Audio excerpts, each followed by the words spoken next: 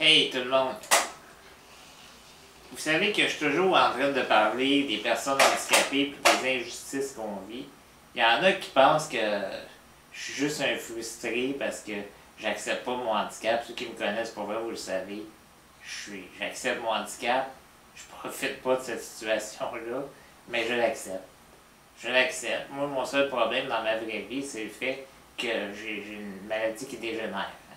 Puis on sait tous que quand on a la dystrophie, on ne vit pas vieux. Quoique j'ai 38 ans aujourd'hui, puis j'en remercie le Seigneur. Hein? Bon, revenons maintenant au concret de notre sujet. Il y a deux affaires donc qui me font chier en tant que personne handicapée. Moi, c'est que j'ai une dystrophie, puis c'est une maladie évolutive.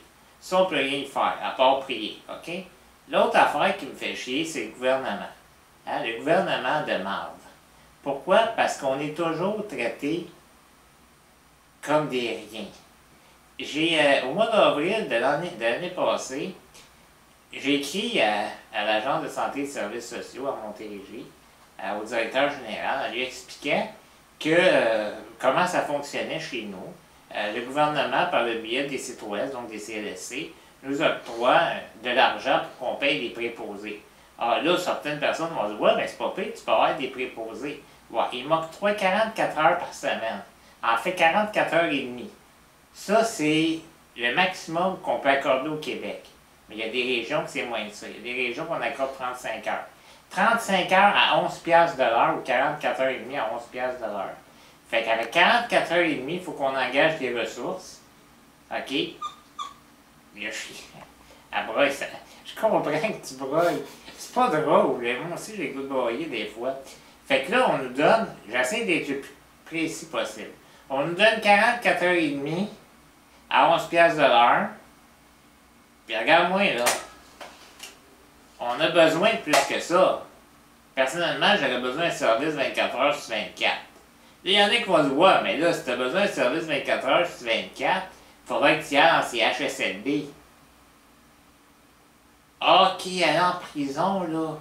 En prison, puis manger aux heures qu'ils veulent, me coucher à l'heure qu'ils veulent, me lever à l'heure qu'ils veulent, me mettre en danger parce que je vivrais en communauté, puis en ayant une maladie neuromusculaire, vivre en communauté, on sait bien que c'est pas sérieux, on ne vivrait pas longtemps.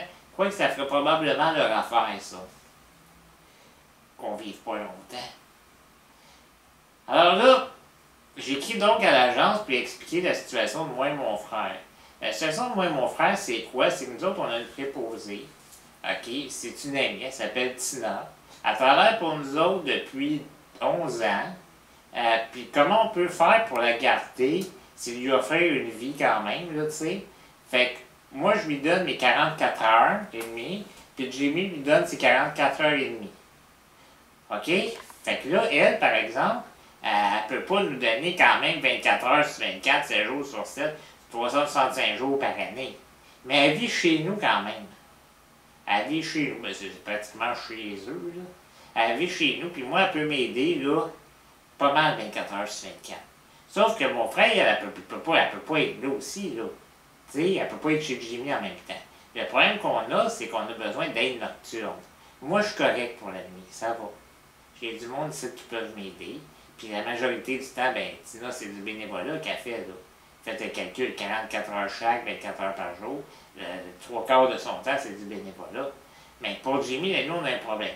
Qui s'occupait de mon frère la nuit? Qui s'occupe de lui? C'est ma mère.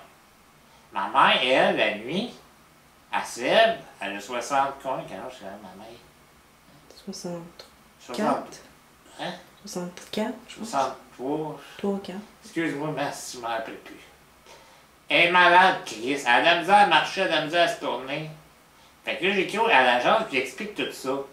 Puis j'explique que je connais un cas des Laurentides.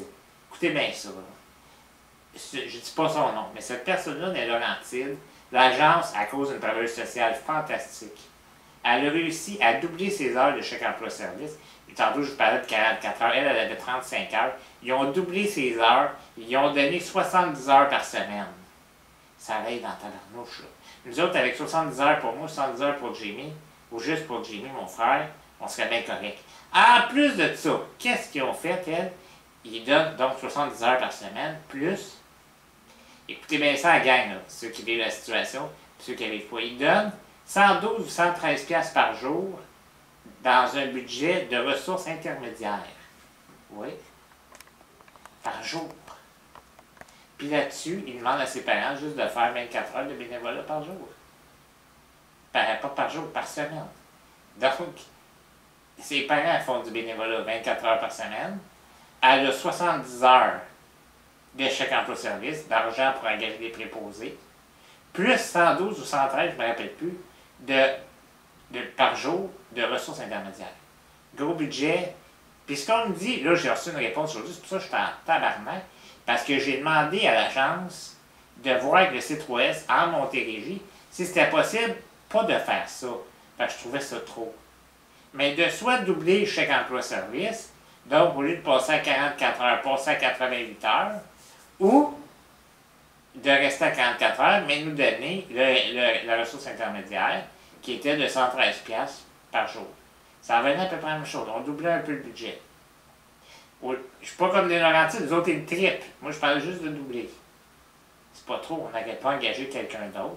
Une deuxième ressource pour les nuits. Là, j'appelle le CLSC aujourd'hui, après presque, écoute, sur le mois d'avril l'année passée, que je fais mes démarches. Là, je les appelle tantôt. Je parle à Mme Sonny. Écoute, elle, c'est pas de sa faute à elle, Mme Sonny, là. Je lui dis, elle fait ce qu'on lui dit de faire, là. Elle me dit, écoute, Richard, ça a pris plusieurs mois, je m'excuse. Laurentide ne voulait pas vraiment nous dire ce qui s'est passé. Fait qu'on a parlé aux travailleurs sociaux là-bas pour voir comment ça marchait. Parce que les gens à l'agence là-bas, ils n'ont pas voulu le dire. Elle dit, écoute, ça, c'est une mesure exceptionnelle. Ben oui, ben tabarnak, 2 pas, 2 mesures, là. Je pense que je suis aussi exceptionnel. Jimmy, c'est exceptionnel. Mes amis Sébastien, Jean-François, Patrick, toute la gang, on est des cas exceptionnels. Exceptionnel, mon cul, esti. On est-tu exceptionnel parce qu'on veut pas vivre en CHSLD? Ah oui. Savez-vous que ça coûte bien plus cher faire vivre une personne comme moi en CHSLD que demander ce que je demande puis ce que je demande pour toutes les autres? Voyons donc, si. Mais là, il faut bien comprendre une chose. Pourquoi qu'ils ne le font pas si ça coûte moins cher? C'est pas compliqué. Parce que les syndicats, en tout cas, c'est une partie de la vérité, ils ne veulent pas qu'on parle des jobs en CHSLD. Ben oui. Fait que la vie des préposés aux bénéficiaires en CHSLD est plus importante que la mienne. C'est ça que... Vous voulez savoir qu'est-ce qu'on est? Pousse-toi les chiens. Viens, je vais vous le montrer ce qu'on est. Check bien ça. C'est ça qu'on est, personnes handicapées au Québec. Viens, approche ça, t'es mon ami caméra. Tiens, ouais, dans les toilettes ici. On est dans la crise de la merde. Ben, gang, c'est ça. Bon, si les personnes handicapées, c'est de la merde, regarde qu'on fait les papiers. Les personnes handicapées, de la merde. Ah ouais, de la merde, les personnes handicapées. Tiens, c'est ça. Au Québec, flush-moi ça. Tiens, c'est ça, les personnes handicapées au Québec. C'est de la crise de la merde. C'est ça qu'on est, puis c'est comme ça qu'on le traite, puis ça me frustre. Ça me frustre de savoir que parce que je suis handicapé, j'ai pas le droit d'avoir une vie normale. Je ne demande pas 1 million par année, là. Je demande juste d'avoir que le gouvernement nous donne de l'argent suffisant pour qu'on puisse engager notre propre personnel. Là, ce qui m'offre le CLSC, c'est... Ben, premièrement, ils m'ont dit que j'ai... La personne dans les Laurentides, que je connais très bien, ça, c'est un cas exceptionnel. Je ne sais pas pourquoi c'est un cas exceptionnel, il faudrait qu'on m'explique. Et puis, je pense qu'ils sont bien mal à l'aise que j'ai su ça. Ben là, en plus de ça, ils m'ont proposé quelque chose. Ils m'ont dit, ben là, ce qu'on peut faire, Richard, c'est t'envoyer, vu qu'il y a une ressource, une ressource privée, payée par le gouvernement, on pourrait t'envoyer aussi une ressource de l'État. Ça veut dire qu'on pourrait t'envoyer des auxiliaires familiales, te donner des bains.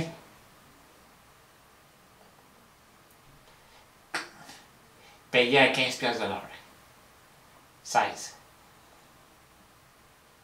Moi, tout ce que je veux, là, c'est pouvoir engager mon propre personnel, parce que mon personnel, qui n'est pas payé à 15$ de l'heure, 16$, il est payé à 11. Lui, là, je peux le former selon mes besoins et selon les besoins de Jimmy. Puis mes amis qui vivent la même situation peuvent les former selon leur situation, à eux. La situation d'une personne qui a une maladie neuromusculaire, là, c'est qu'on ne peut pas être en contact avec des gens qui vont se promener partout. Parce que si on attrape un virus respiratoire, on meurt de ça. Il n'y a pas beaucoup de dystrophiques qui sont vivants, là.